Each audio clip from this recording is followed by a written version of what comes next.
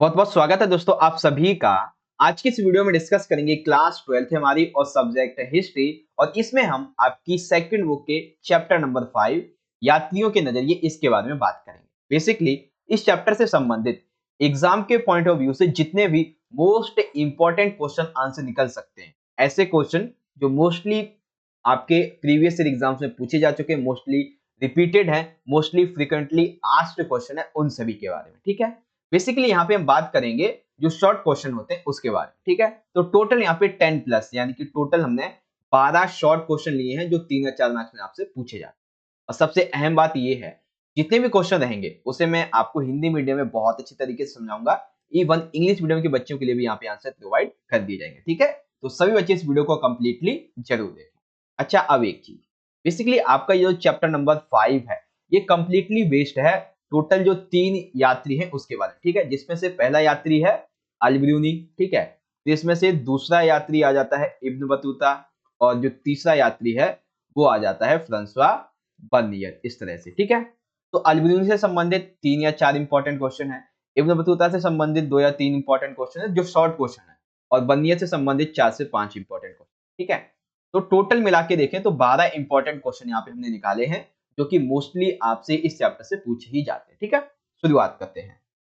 देखिए, सबसे पहला क्वेश्चन एकदम बेसिक सा और सिंपल सा आपसे पूछा जाएगा, अल-बिरूनी का भारत यात्रा का विवरण कीजिए। ठीक है, अर्थात अल-बिरूनी भारत किन परिस्थितियों में पहुंचता है, कैसे पहुंचता है ये बताना है। या फिर इस तरीके से अल-बिरूनी का परिचय लिखिए और भारत की उसकी यात्रा का विवरण लिखिए। ठीक है, तो बेसिकली देखो, अल-बिरूनी के संबंध में सबसे पहले परिचय की बात कर लेते हैं। तो अल-बिरूनी जो था इसका जन्म होता है वर्तमान का हमारा जो एक उज्बेकिस्तान क्षेत्र है, ठीक है, हमारा नहीं, दैट मीन्स एक कंट्री का, तो उज्बेकिस्तान के ख्वारिज़म में होता है 1973 में। तो ये भारत कैसे पहुंचता है? भारत पहुंचने से पहले इसके जन्म स्थान ख्वारिज़म पर एक व्यक्ति था, सुल्तान महमूद। व्यक्ति एक तरीके से शासक था। ठीक है, तो 1017 में ये क्या करता है, ख्वारिज़म पर आक्रमण कर देता है, और यहाँ पे आक्रमण करने के पश्चात यहाँ पे अपना कब्जा करके कई सारे कवि और विद्वानों को अपने साथ लेके आता है। कहाँ पे? अपनी राजधानी गजनी में। और जब ये कवि विद्वानों को अपने साथ ला रहा होता है तो उसी दौरान ये जो है वो अल-बिरूनी को भी उठा के ले आता है। ठीक है, अब अल-बिरूनी अभी तक भारत नहीं पहुंचा है। भारत ये तब पहुंचता है जब सुल्तान महमूद आक्रमण करके पंजाब के हिस्से को भी अपने नियंत्रण में ले लेता है। तब अल-बिरूनी की रुचि जागती है भारत को जानने के लिए, और इस तरीके से वो भारत पहुंचता है।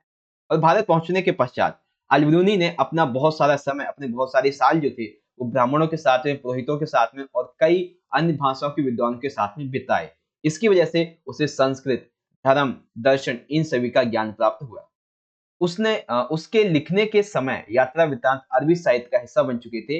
ये वृत्तांत पश्चिम में सहारा रेगिस्तान से लेकर उत्तर में वोल्गा नदी तक फैले क्षेत्र से संबंधित है। यानी कि जब उसने लिखना शुरू किया अल-बिरूनी ने, तब तक लेखन की कला बहुत ज्यादा महत्वपूर्ण बन चुकी थी और बहुत सारे लोगों तक पहुंच चुकी थी। इसीलिए उसने जब लिखना शुरू किया तो उसके लेखन को काफी ज्यादा महत्व दिया जाने लगा। ठीक है, तो अल-बिरूनी का एक एक दो लाइन का परिचय है, और उसकी भारत की यात्रा का विवरण कुछ इस तरीके से दिया गया। ठीक है, बाकी जितनी राम कथा आपके किताब में दे रखी है उसको आपको लिखने की जरूरत नहीं है। बस आपको ये लिखना है जो यहाँ पे इंपॉर्टेंट पॉइंट्स हैं। ठीक है, और जो ज्यादा ही इंपॉर्टेंट है उसे मैंने देखिए यहाँ पे अंडरलाइन भी कर रखा है एक अलग कलर से। ओके, ये हो गया। इसी को अगर आपको इंग्लिश में देखना है तो देख सकते हैं, राइट द इंट्रोडक्शन। ठीक है, क्वेश्चन है, write the introduction of Al-Biruni and details of his visit to India. तो क्या है इसका इंट्रोडक्शन एंड क्या डिटेल्स हैं इसके इंडिया विजिट की, कैसे ये आता है, हाउ। तो ये सारी चीजें हैं, आप इजीली से देख सकते हैं। ओके, क्वेश्चन नंबर सेकंड, अल-बिरूनी के ग्रंथ का नाम तथा विशेषताएं। या फिर आपसे पूछ लेगा अल-बिरूनी के ग्रंथ की विशेषताएं लिखिए। तो सिंपल सा है, अल-बिरूनी के ग्रंथ का क्या नाम है, किताब उल हिंद। ये काफी इंपॉर्टेंट है, थोड़ा सा बड़ा है इसीलिए किताब उल हिंद। बेसिकली किताब उल हिंद इसके ग्रंथ का नाम है, जो कि एक सरल भाषा में और एक मतलब सरल लेवल पे अरबी भाषा में लिखा गया है। ठीक है, ताकि आसानी से अरबी भाषी जो लोग हैं इसे इजी वे में समझ सके। हमें इससे किस किस प्रकार की जानकारी मिलती है, तो कई सारी जानकारी मिलती है, क्योंकि ये जो किताब उल हिंद है ये एक विस्तृत ग्रंथ है, काफी एक बड़ा ग्रंथ है बेसिकली। ठीक है, जिसमें आपको धर्मों के बारे में, दर्शन, त्योहार, खगोल विज्ञान, रीति रिवाज, प्रथा, भातौल, मूर्तिकला, मापतंत्र विज्ञान, कानून, इन सभी के बारे में देखने को मिलता है, जो कि उस समय के अनुसार लिखा गया था। ठीक है, क्या क्या? धर्म, त्योहार, रीति रिवाज, प्रथा, दर्शन, भातौल, मूर्तिकला, खगोल विज्ञान, मापतंत्र विज्ञान, कानून, इन सभी के बारे में जानकारी मिलती है। और इसकी सबसे अहम बात ये थी कि इसमें जो लेखन शैली थी, वो एक विशिष्ट शैली थी। कैसी शैली थी? जैसे आपने अपनी किताब देखी होती गणित की, 9वीं 10वीं में आपने गणित पढ़ाई होगा, ठीक है? तो उसमें क्या होता था, प्रत्येक अध्याय की शुरुआत में एक प्रश्न पूछा जाता था। अभी के टाइम पे मैं आपसे बात करूँ गीता की, ठीक है? मैं आपसे बात करूँ महाभारत की, तो इसमें हमेशा से हर एक अध्याय उसमें क्वेश्चन होता है। अर्जुन और श्री कृष्ण के संबंध में क्वेश्चन होते हैं, ठीक है? अर्जुन क्वेश्चन पूछते हैं और श्री कृष्ण उसका जवाब देते हैं। तो ऐसे ही यहाँ पे भी था कि प्रत्येक अध्याय की शुरुआत संभवतः ऐसा था कि एक प्रश्न से होती थी और उसके पश्चात उस प्रश्न की संस्कृतवादी परंपराओं के अनुसार उसका वर्णन किया जाता था, फिर उसकी तुलना की जाती थी बाकी संस्कृतियों से। तो शायद ऐसा लगता है कि अल-बिरूनी का ये जो एक प्रश्न पूछ के उसका उत्तर देना, फिर तुलना करके उत्तर देना, ये झुकाव जो है वो गणित की ओर दर्शाता है, ठीक है? कि अल-बिरूनी का झुकाव गणित की ओर था। इस तरीके से आप लिख देंगे। तो क्वेश्चन कैसे भी बने, किताब उल हिंद की विशेषताएं, इसमें मिलने वाली जानकारी, लेखन शैली कैसी थी इसकी, या फिर किस यात्री का झुकाव गणित की ओर था ज्यादा, ये बताओ। तो ऐसे कैसे भी क्वेश्चन पूछा जाए आप इजीली इसको लिख पाओगे, ठीक है? आगे इसी क्वेश्चन को इंग्लिश में देखेंगे। Write the name and characteristics of Al-Biruni's book. तो अल-बिरूनी की बुक का नाम क्या है? किताब उल हिंद। उसके बाद इससे हमें कौन कौन सी जानकारी मिलती है, किस लैंग्वेज में लिखी गई है, और एक स्पेसिफिक जो स्टाइल है लिखने का वो यूज किया गया है, उसके बारे में आपको यहाँ पे लिख देना है इजी वे में।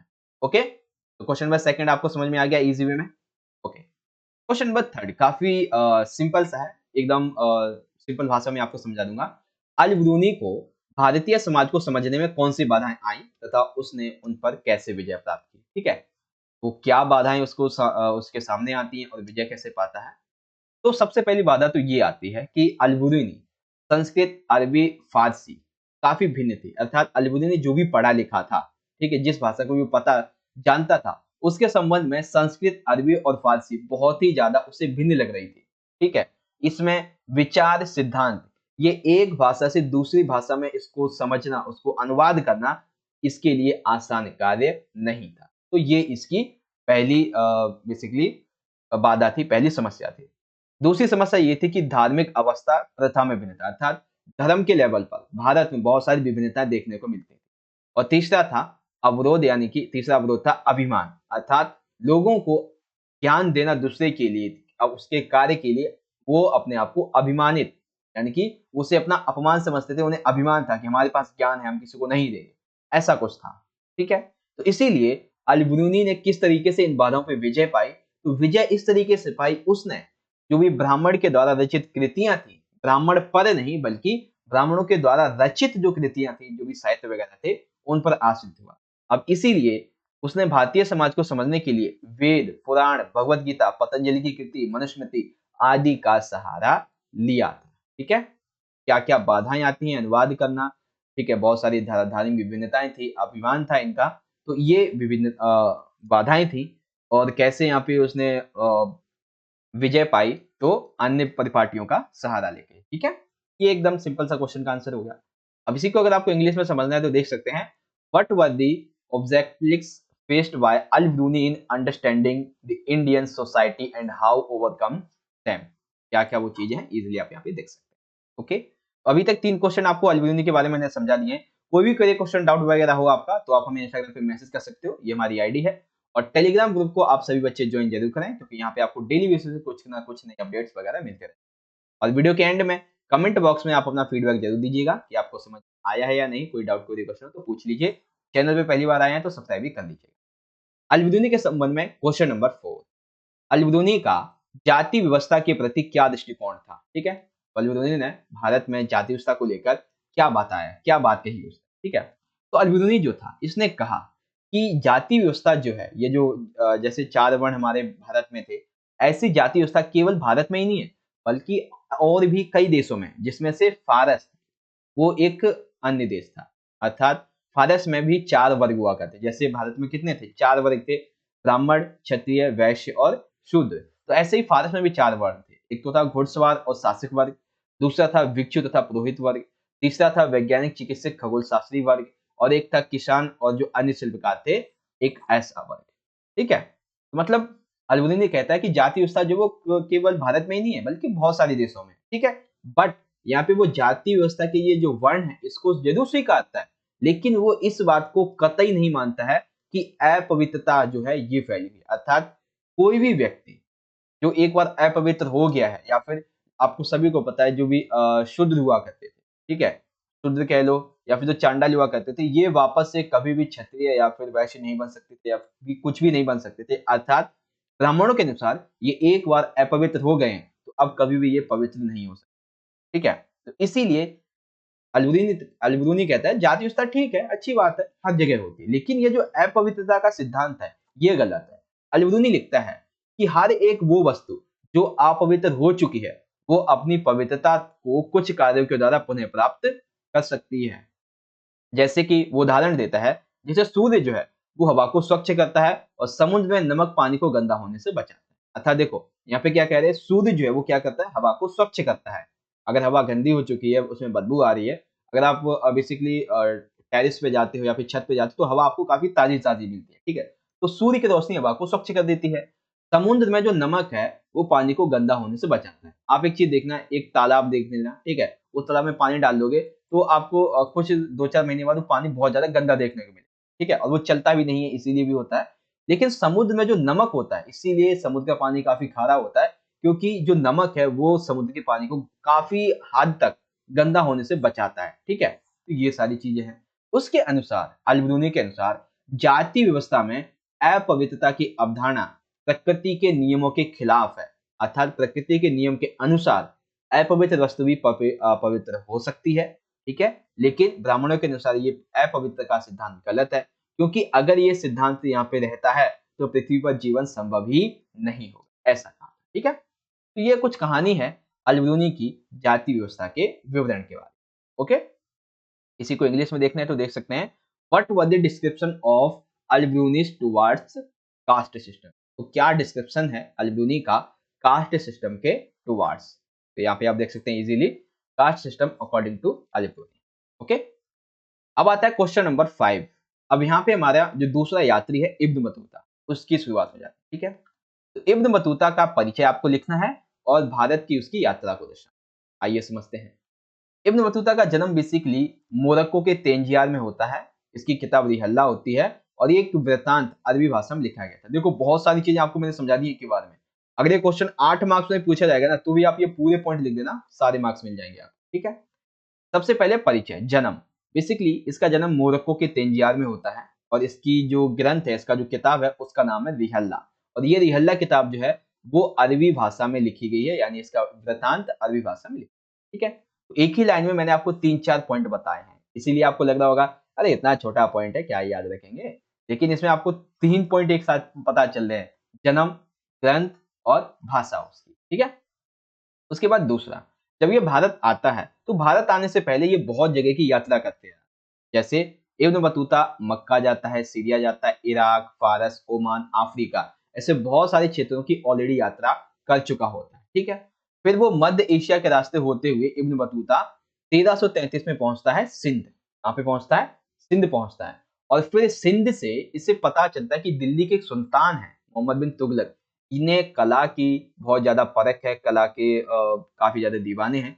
तो ये उसी समय मोहम्मद बिन तुगलक के दरबार में पहुँचता है और मोहम्मद बिन तुगलक भी इसकी विद्वता, इसके ज्ञान को, इसकी नॉलेज को, इसकी होता है ना कि बहादुरी को देखते हुए इसे दिल्ली का काजी यानी कि दिल्ली का न्यायाधीश घोषित कर देते हैं और ये वहाँ पे न्याय वगैरह करता रहता है, ठीक है? लेकिन कुछ समय के पश्चात इनके बीच में थोड़ा-सा कुछ हम कह सकते हैं ना कि कोइंसिडेंस वगैरह हो जाता है या फिर मिसअंडरस्टैंडिंग हो जाती है। इसकी वजह से राजा को लगता है कि ये गलत कर रहा है, तो उसे फिर वापस जेल में डाल देते हैं। लेकिन कुछ टाइम पश्चात क्या होता है कि ये जो गलतफ़हमी होती है, मिसअंडरस्टैंडिंग, वो दूर हो जाती है और फिर से ये दोनों एक दूसरे मतलब कि जो काजी है, वो राजकीय सेवा में वापस आ जाते हैं और न्यायाधीश बन जाते हैं, ठीक है? लेकिन अब यहाँ पे मोहम्मद बिन तुगलक का ये मानना था, अब आप काजी के कार्य करने की बजाय आप जाओ चाइना, हमारे दूत बनकर, ठीक है?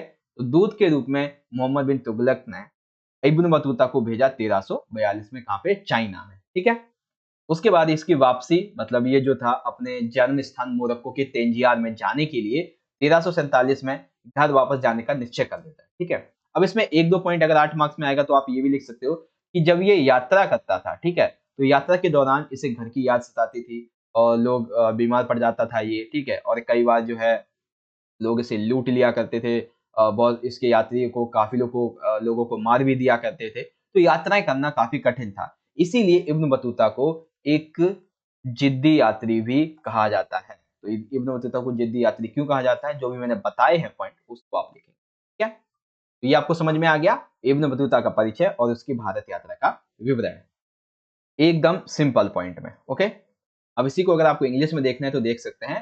Write the introduction of Ibn Battuta and the details of his visit to India. लिखेंगे introduction of Ibn Battuta and details of his visit to India. तो ये सारे पॉइंट आप इजीली यहां से लिख सकते हैं। ठीक है, सारे के सारे। Okay, that's all. उसके बाद क्वेश्चन नंबर 6 की बात कर लेते हैं। इब्न बतूता ने भारत में जो संचार प्रणाली थी इसे बहुत ही अनूठी प्रणाली कहा, अर्थात बहुत ही खास कहा है। क्या थी ये संचार प्रणाली इब्न बतूता के अनुसार इसके कार्यकाल में? ठीक है, तो इब्न बतूता कहता है कि यहाँ की जो संचार प्रणाली है, इन संचार प्रणालियों में दो तरह की थी, एक तो थी अश्व डाक और एक थी पैदल डाक व्यवस्था। तो यहाँ पे ये जो इब्न बतूता है वो कहता है कि डाक प्रणाली इतनी कुशल थी, जहां सिंध से दिल्ली की यात्रा करने में 50 दिन लगते थे, वहीं गुप्तचरों की खबरें सुल्तान तक मात्र 50 दिन में पहुंच जाती। अर्थात इब्न बतूता कहता है कि ये जो संचार प्रणाली थी वो बहुत ही ज्यादा कुशल थी। अब एक ये पॉइंट है सिंध और एक ये पॉइंट है यहाँ पे दिल्ली। ठीक है, तो यहाँ पे मेनली अगर आप यात्रा वगैरह करते हो तो आपको टोटल 50 दिन लगते थे। ठीक है, लेकिन अगर किसी खबर को पहुंचाना है, ठीक है, खबर को पहुंचाने के लिए मात्र 2 या 3 दिन लगते थे। तो इसीलिए इसने ये जो डाक प्रणाली थी इसको बहुत ज्यादा कुशल बताया। अब आगे ये बताता है कि आखिर ये थी क्या। तो इसमें दो तरीके की थी, एक तो थी अश्व डाक व्यवस्था, इसे उलुक भी कहा जाता था, उलुक डाक व्यवस्था भी कह सकते हो। ठीक है, अश्व डाक व्यवस्था में क्या था, इसमें हर एक 4 मील पर राज्य के घोड़े होते थे और जो भी संदेश होता था वो घोड़े के मतलब जो भी घुड़सवार होते थे उनके माध्यम से पहुंचाया जाता था। ठीक है, अब वहीं ये दूसरी डाक व्यवस्था बताता है पैदल डाक व्यवस्था। ठीक है, यहाँ पे ये कहता है पैदल डाक व्यवस्था में क्या होता था, प्रत्येक मील पर 3 अवस्थान होते थे। मान लेते हैं ये टोटल यहाँ पे हमने 2 मील ले लिए। ठीक है, एक एक मील ये हो गया और एक दूसरा मील ये हो गया और एक तीसरा मील यहाँ से स्टार्ट। ठीक है, तो यहाँ पे क्या था, एक मील पर 3 अवस्थान होते थे, यानी कि एक अवस्थान ए, एक बी और सी, टोटल ये हो गए। ठीक है, इन्हें दावा कहा जाता था। तो एक संदेश वाहक जो था वो इस एक ए पर्टिकुलर एरिया से क्या करता था, अपने हाथ में, एक हाथ में पत्र और दूसरे हाथ में एक छड़ लेके दौड़ता था। अभी इस छड़ में क्या होता था, घंटियां बंधी होती थी और जब यहाँ से ये ए बंदा इस दावे के स्थान पर बी तक जैसे पहुंचने वाला होता था, तो बी वाला जो यहाँ पे बंदा बैठा होता था दावा में, वो इसके घंटे की आवाज सुन के एकदम रेडी हो जाता था और जैसे ही ये आता था और इसको लेके फिर आगे भागता था। फिर ये जैसे सी तक पहुंचा तो सी दावे वाला बंदा इसका इंतजार करता था, फिर वो आगे ऐसे पहुंच जाता था। ठीक है, हर मील पर दावा एक संदेश वाहक छड़ लेने के लिए तैयार रहता था, जैसा कि भी आपको पता है। और ये जो प्रक्रिया थी वो तब तक चलती रहती थी जब तक संदेश जिस स्थान पर पहुंचना है वहां तक नहीं पहुंचा, तब तक ये प्रक्रिया चलती रहती थी अपने गंतव्य स्थान तक पहुंचने के लिए। इसीलिए इब्न बतूता ये भी कहता है कि ये जो अश्व डाक व्यवस्था थी ये पैदल डाक व्यवस्था के मुकाबले काफी कमजोर थी। यानी कि इब्न बतूता कहता है कि जो पैदल डाक व्यवस्था है ये काफी ज्यादा तेज थी। ठीक है, काफी ज्यादा तेज थी मुकाबले अश्व डाक व्यवस्था। ठीक है, तो ये भी कौन कहता है, इब्न बतूता के अनुसार।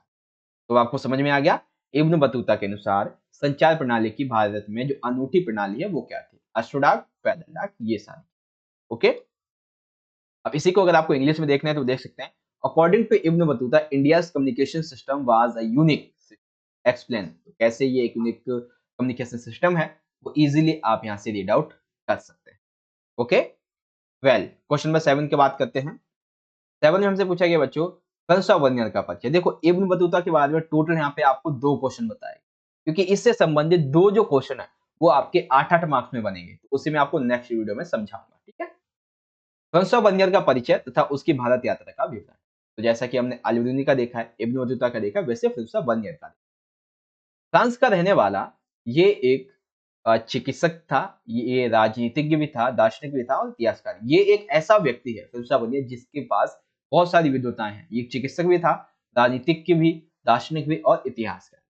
भारत में इसका जो पूरा कार्यकाल, पूरा का पूरा जो समय है बिताने का, वो 1656 से 1668 है, अर्थात अराउंड 12 वर्ष तक ये भारत में रहा। ठीक है, इसके ग्रंथ का नाम है बच्चों travels in the Mughal umpire. क्या नाम है?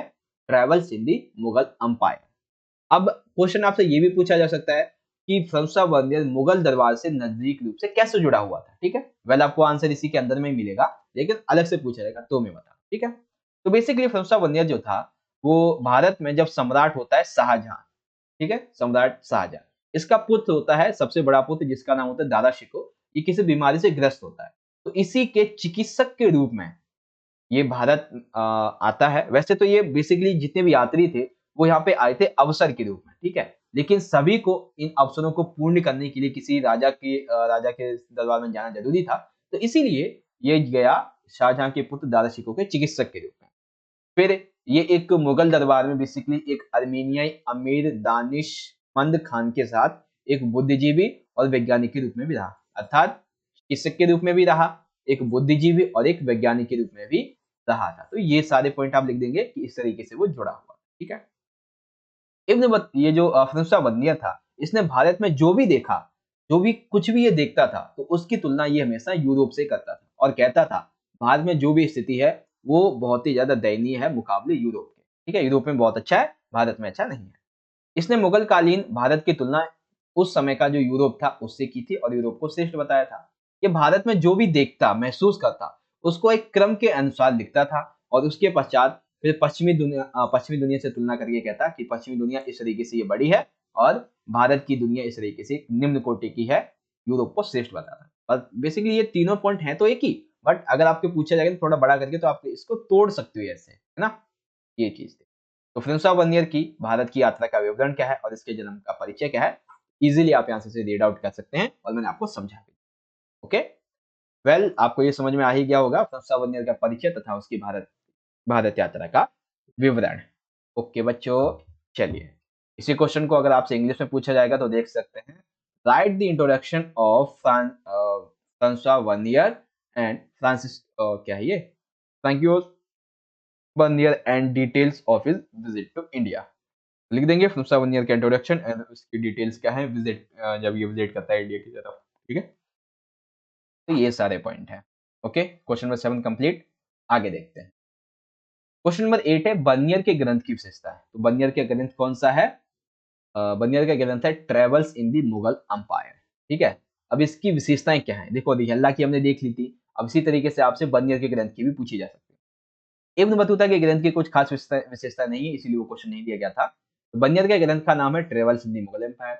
यह अपने गहन प्रेषण, आलोचनात्मक अंतर्दृष्टि, गहन चिंतन के लिए उल्लेखनीय है। अर्थात अगर हमें बर्नियर के उस काल के जितने भी शासक वगैरह हैं उसके बारे में अगर अच्छे समझना है, भारत की स्थिति के बारे में अच्छे से समझना है, बेसिकली सामाजिक धार्मिक के बारे में, तो ये ग्रंथ एक गहन प्रेक्षण है, गहन तरीके से इसे आप समझ सकते हैं। इसमें बहुत सारी आलोचनाएं भी की गई हैं और बहुत ज्यादा चिंतन भी इसके अंतर्गत देखा है। बर्नियर के इस ग्रंथ में, उसके इस वृत्तांत में जो चर्चाएं दी गई हैं, इसमें मुगलों के इतिहास को एक प्रकार के वैश्विक ढांचे में स्थापित करने का प्रयास किया गया, यानी कि मुगलों का जो इतिहास है उसे यूरोप से तुलना करके एक वैश्विक ढांचे के रूप में यहाँ पे बताने की बात कही गई है बर्नियर की इस ग्रंथ में। बर्नियर ने निरंतर मुगलकालीन भारत की तुलना अपने देश यूरोप से करता रहा है। उसने जो भी भिन्नता यहाँ पे महसूस की उसको क्रम के अनुसार लिखा, फिर वही बात जो भी मैंने आपको बताया कि क्रम के अनुसार लिखता है और फिर कहता है कि यूरोप अच्छा है और भारत जो है वो उस तरीके से निम्न कोटि, ये सारी चीजें। ठीक है, तो बर्नियर के ग्रंथ की ये कुछ विशेषताएं यहाँ पे आ जाती है। ओके, तो सिंपल सा क्वेश्चन है, छोटा सा। आगे देखते हैं। अगला क्वेश्चन नंबर यहाँ पे 8 का इंग्लिश में, write the characteristics of Bernier's book. Bernier's की बुक की क्या यहाँ पे विशेषता है वो आप इजीली यहाँ से देख सकते हैं। ओके बच्चों, आगे बढ़े। क्वेश्चन नंबर 9 से पहले अगर आपको वीडियो अच्छी लगी हो, अभी तक की जितने क्वेश्चन आए हो, तो ज्यादा से ज्यादा इस वीडियो को लाइक करें, अपने दोस्तों के साथ भी ज्यादा से ज्यादा शेयर करें। इंस्टाग्राम पे जरूर फॉलो कर लीजिएगा और मैसेज वगैरह भी कोई भी डाउट हो तो आप कर सकते हैं। टेलीग्राम को जरूर ज्वाइन करें। नए हैं तो सब्सक्राइब भी जरूर कर लीजिएगा। क्वेश्चन नंबर 9, फ्रांसुआ बर्नियर का सती प्रथा के संबंध में दृष्टिकोण। अर्थात फ्रांसुआ बर्नियर ने सती प्रथा के संबंध में जो इसने अपना दृष्टिकोण दिया है, इसे आपको समझाना है। ठीक है, तो देखते हैं, समझते हैं भाई। तो फ्रांसुआ बर्नियर लिखता है कि अपने पति की मृत्यु के पश्चात, अर्थात फ्रांसुआ बर्नियर सती प्रथा के बारे में लिखता है कि भारत में जितनी भी पत्नियां होती हैं, जो शादीशुदा महिलाएं होती हैं, जब उनके पति की मृत्यु हो जाती है तो कुछ महिलाएं तो जो थी उस समय ये अंधविश्वास था सती प्रथा का, तो उस समय कुछ महिलाएं तो एकदम खुशी-खुशी पूर्वक नृत्य को गले लगा लेती थी, ठीक है? लेकिन कई महिलाओं ने इसका विरोध किया, तो जबरदस्ती उन्हें सती प्रथा का पालन करने के लिए उन्हें जिंदा रहते हुए भी जला दिया जाता था। उन्होंने इस व्यवस्था को एक अमानवीय और अत्याचारपूर्ण व्यवस्था बताया है भारत में सती प्रथा। अब यहाँ पे उन्होंने दिया है एक एग्जाम्पल, ठीक है? वैसे आपकी किताब में इनकी व्यवस्था के बारे में कुछ ज़्यादा बड़ा नहीं है, ये पॉइंट भी नहीं है, बस ये पॉइंट हमने बनाए हैं ताकि ईज़िली आपको समझा दिया जाए। ये पूरा का पूरा जो इंसिडेंस है वो आपका एक एग्जाम्पल है। इन्होंने क्या किया बेसिकली ये यात्रा कर रहे होते तब इन्होंने लाहौर में एक बहुत ही सुंदर और एक अल्पवयस्क विधवा देखी, अर्थात जो तकरीबन 12 वर्ष के अराउंड होगी, उसके पति की मृत्यु हो चुकी थी। आप एक चीज़ देखो, महिला यानी कि उस समय लड़की की आयु है 12 वर्ष, ठीक है? और ये विधवा भी हो चुकी है, अर्थात कुछ समय पहले इसकी शादी भी हो चुकी होगी, मान लीजिए 10 वर्ष, 8 या 10 वर्ष, तो उस समय 8 से 10 वर्ष की आयु में शादियाँ भी हो जाती थी और ये विधवा भी हो गई थी। तो ऐसे में जो भी वहाँ पे पंडित और जितने भी लोग वगैरह थे, वो सभी क्या कर रहे थे, 3 या 4 ब्राह्मण और एक बूढ़ी औरत, एक 3 या 4 ब्राह्मणों ने, बूढ़ी औरत ने उसे आस्तीन यानी कि अपने घुटनों के नीचे दबाया हुआ था और लकड़ियों पर उसे बैठा दिया, ठीक है? मतलब एक लड़की की जिंदा रहते हुए भी उसकी चिता सजा दी और उसके बाद उसके ऊपर बैठा दिया और बैठा तो दिया, ये चलो ये भी ठीक है, फिर उसके हाथ और पैर बांध दिए ताकि ये छटपटा ना पाए और इस चिता से उतर ना पाए, ताकि कहीं ये भाग ना जाए। तो इसी स्थिति में उस मासूम प्राणी को जिंदा जला दिया जाता है और वो उस भयानक नर्क की ओर चली जाती है और मृत्यु उसके सम्मुख आके उसको ले जाती है। उन्होंने कहा कि मैंने अपनी भावनाओं को दबाने में और उनके कोलाहलपूर्ण व्यर्थ की क्रोध को बहा रोकने से असमर्थ, अर्थात फिरोज़शाह बनियर कहता है कि ये जो जब मैंने पूरा का पूरा ये दृश्य देखा, तो मेरे अंदर एक ऐसा जुनून जागा कि मुझे अपने इस ग्रंथ में, अपने इस आत्मकथा में ये बात लिखनी चाहिए ताकि आने वाले भविष्य में लोग ऐसी बातों के बारे में जान सकें। तो ऐसा ये कहते थे, ठीक है? तो फिरोज़शाह बनियर का ये था जाति प्रथा के प्रति दृष्टिकोण, ठीक है? सिंपल सी है कि पहले महिला की मतलब कुछ महिलाएँ जो थीं, वो खुशी-खुशी पूर्वक मृत्यु को गले लगा लेती, अपने पति की मृत्यु के साथ चिता पे बैठ के जल जाती थी। लेकिन कुछ ऐसा नहीं करना चाहते थे, तो ज़बरदस्ती उनके साथ कैसे ये सारी चीज़ें की जाती थी, वो सारी चीज़ें, ओके? तो क्वेश्चन नंबर 9 का आंसर आप इज़िली ऐसे लिख देंगे। वहीं इस क्वेश्चन को अगर इंग्लिश में पूछा जाएगा तो देख सकते हैं, write the point of view of François Bernier regarding the practice of sati, ठीक है? यानी कि सती प्रथा का ये जो कहानी है पूरा दृष्टिकोण इसके बारे में, ठीक है? तो ये चीज़ आप इज़िली यहाँ से लिख देंगे, ओके? हिंदी में बहुत अच्छी तरीके से आपको समझाता चल रहा हूँ और इंग्लिश में आप यहाँ से देख सकते हैं। क्वेश्चन नंबर 10, बर्नियर के विवरणों ने 18वीं शताब्दी के पश्चिमी विचारकों को काफ़ी ज़्यादा प्रभावित किया, स्पष्ट कीजिए।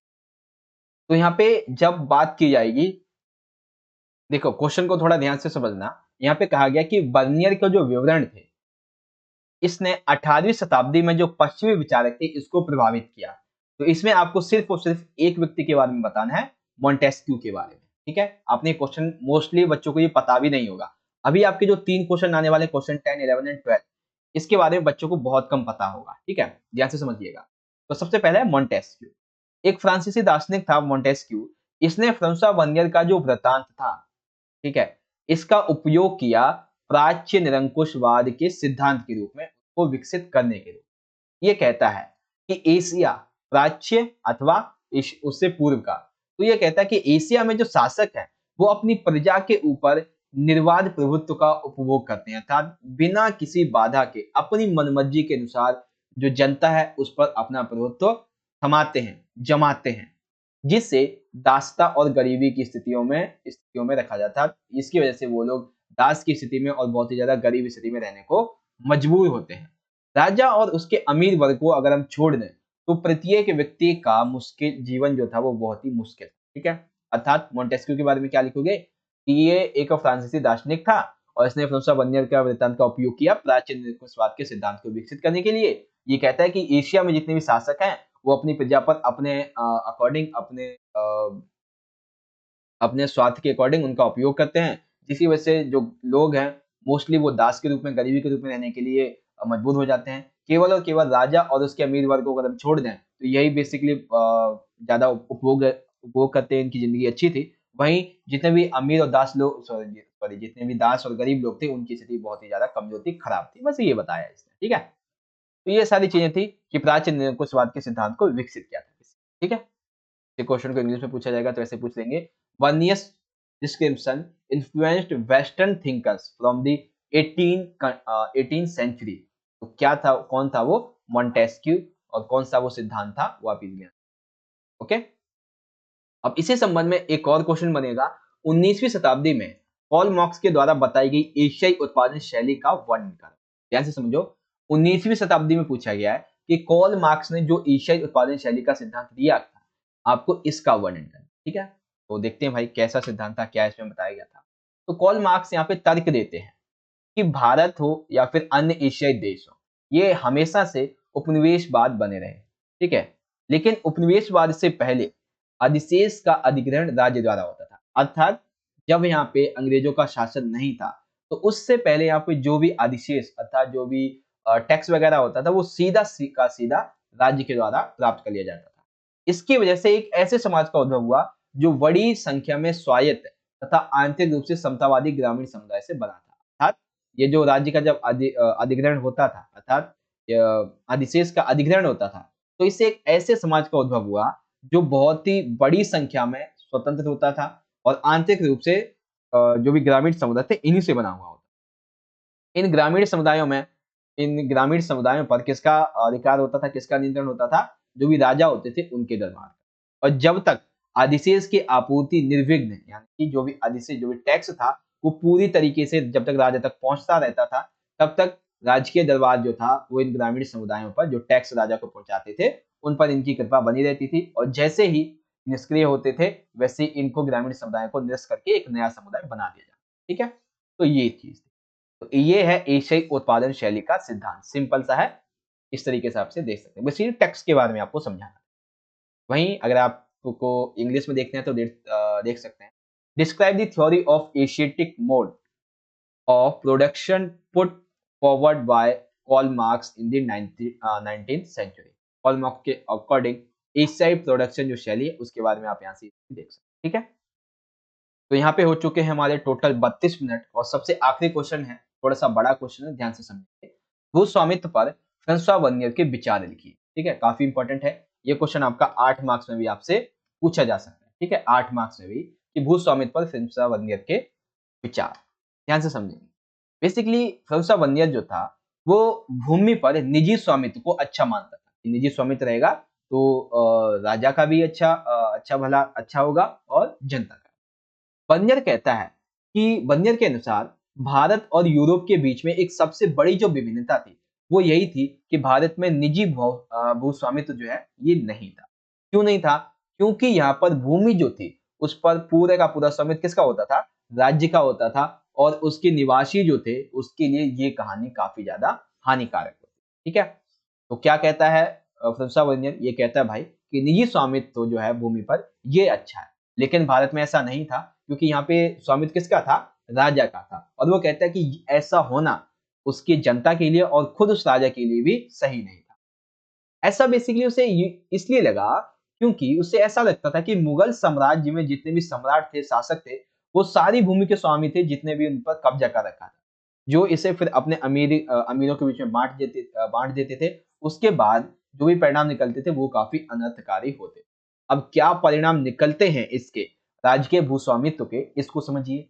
तो सबसे देखो, जब आपको पता है कि ये जो पर्टिकुलर भूमि है ये आपकी नहीं है, ये राजा की भूमि है, तो क्या कोई भी उस भूमि को अपने बच्चे को दे सकेगा? अर्थात जिसके पास भूमि है वो अपने बच्चे को नहीं दे सकता था, ठीक है। और साथ ही जो भी उत्पादन करना है कोई भी उस उत्पादन को भी नहीं बढ़ाएगा क्योंकि पता है टैक्स भी यही ले जाएंगे, फसल भी यही ले जाएंगे, भूमि भी यही ले जाएंगे, तो हम क्यों बढ़ाएं भाई? ना तो ये उत्पादन बढ़ाते थे, ना ही तो उसके बढ़ोतरी में उसके निवेश में कोई भी दिलचस्पी दिखाते थे। तो ये एक बहुत बड़ा कारण बन गया कि उस समय राजकीय भूस्वामित्व का निगेटिव प्रभाव हो जाता है, ठीक है। बेहतर भूधारक अर्थात ऐसे लोग जो भूमि के संबंध में अच्छा निवेश करें, फसल के लिए अन्य तरीकों को अपनाएं। तो ऐसे में इन तरीकों को अपनाने के लिए, भूमि के रखरखाव के लिए और उसको बेहतर बनाने के लिए, अच्छी फसल उगाने के लिए, ऐसे जो भी भूधारक थे, लोग थे, वो भी इसके प्रति उदासीन हो गए, यानी कि एक ऐसे वर्ग को उदय होने से रोका किसने? राज्य के भूस्वामित्व में। यहाँ पे कृषि का समान रूप से विनाश होता चला गया, किसानों का इस शासनकाल में उत्पीड़न होता था, समाज के सभी वर्गों के जीवन था वो पतन की स्थिति की तरफ जा रहा था, केवल अगर हम शासक वर्ग को छोड़ दें तो। फिर ये कहता है कि भारत में मध्य की स्थिति के लोग नहीं थे। क्वेश्चन आपसे ये भी पूछा जा सकता है कि भारत में मध्य की स्थिति के लोग क्यों नहीं थे, इसके बारे में भी आपको पूरा का पूरा आंसर लिख देना है। ठीक है, ये वाले पॉइंट भी आपको लिख देने हैं और ये वाले पॉइंट पूरे के पूरे लिख देने हैं। अगर 3 मार्क्स में पूछा जाएगा तो यहाँ से लिख दो, और अगर पूछा जाएगा 8 मार्क्स में तो पूरा लिख देना। ठीक है, तो क्यों नहीं थे भाई भारत में मध्य स्थिति के लोग? क्योंकि यहाँ पर भूस्वामित्व पर राज्य का प्रभाव था। अब उसके बारे में क्या था ये सारी चीज लिख देंगे। अब जब नहीं थे तो कौन से थे? तो एक बहुत ही ज्यादा गरीब, जिसको एक टाइम का जो खाना है, ठीक है, एक टाइम का खाना भी नहीं मिलता है, और एक वो बहुत अमीर जो पूरे 100 लोगों का खाने में से 1 लोग का खाना खाता है और 99 लोगों का खाना खराब कर देता है। तो ऐसे लोग थे। फर्रुख बनिया ने कहा कि मुगल साम्राज्य जो है वो काफी ज्यादा उस समय के अकॉर्डिंग उसका जो दृष्टिकोण था उसके बारे में ये कहते हैं कि मुगल साम्राज्य के जो भी राजा थे वो भिखारियों के और जो क्रूर जनता है, क्रूर लोग हैं, इनके राजा हैं। संसाबनियर कहता है कि मुगलों के ये शहर हैं, जो नगर हैं, ये विनष्ट और बहुत ही ज्यादा खराब हवा से दूषित हो चुके हैं। ये कहते हैं, संसाबनियर कहता है कि मुगल खेत झाड़ीदार हैं और घातक दलदल से भरे हुए हैं, जहां पर फसल वगैरह नहीं उग सकती है और केवल राजा ही इन पर अपना अधिकार जमाए रखते हैं। ठीक है, तो फेमसाबनियर के अनुसार भूस्वामित्व पर निजी स्वामित्व अच्छा होता है, और किस तरीके से भूस्वामित्व का प्रभाव होता है ये भी, और मध्य की स्थिति के लोग क्यों नहीं थे ये भी आता है। ठीक है, अब इसी को इंग्लिश में पूछा जाएगा तो आपसे पूछ सकता है, write the views of François Bernier on land ownership. तो फ्रांसवा वनियर के क्या व्यूज हैं लैंड ओनरशिप के संबंध में? तो सबसे पहले तो ये प्राइवेट ओनरशिप को यहाँ पे अच्छा बताते हैं, और फिर जो भी एक सामाजिक ओनरशिप है, ठीक है, के बारे में आपको यहाँ पे ऐसे लिखना है, एंड क्या क्या इसके इफेक्ट पड़ते हैं स्टेट ओनरशिप के, वो आप इजीली यहाँ से देख। ओके, तो इस तरह से हमारा आज के ये जो वीडियो था का पूरा सेशन यहाँ पे खत्म हो जाता। तो आई होप कि आपको आज की इस वीडियो का हमारा जो टॉपिक था चैप्टर 5 यात्रियों के नजरिए 10 plus important short question Hindi plus English में कंप्लीटली आपको समझ में भी आगे होंगे। ठीक है, आपका कोई भी क्वेश्चन डाउट वगैरह हो तो आप हमें इंस्टाग्राम पे मैसेज कर लीजिएगा, और एक दो क्वेश्चन मैं आपको दोबारा से दिखा देता हूँ। तब तक अगर आपने अभी तक वीडियो को लाइक नहीं किया है तो लाइक कर दीजिए, और ज्यादा से ज्यादा अपने दोस्तों के साथ में इस वीडियो को जरूर शेयर करें। और हाँ, अगर आप चैनल पे पहली बार आ गए हैं तो चैनल को भी सब्सक्राइब जरूर कर लीजिएगा, और कमेंट बॉक्स में सभी बच्चे अपना फीडबैक जरूर दें, जो भी मैंने आपको समझाया है वो आपको समझ में आया है या नहीं। ठीक है, मिलते हैं आपसे अगली वीडियो में। वीडियो अच्छी लगी तो लाइक करें, शेयर करें, और चैनल को भी सब्सक्राइब कर लीजिएगा अगर आप इस चैनल पे पहली बार आ गए हैं, और कर रखा है तो बहुत अच्छी बात है। वीडियो को लाइक शेयर करना, कमेंट बॉक्स में सभी बच्चे अपना फीडबैक जरूर देंगे। ठीक है, मिलेंगे अगली वीडियो में। जय हिंद, वंदे मातरम।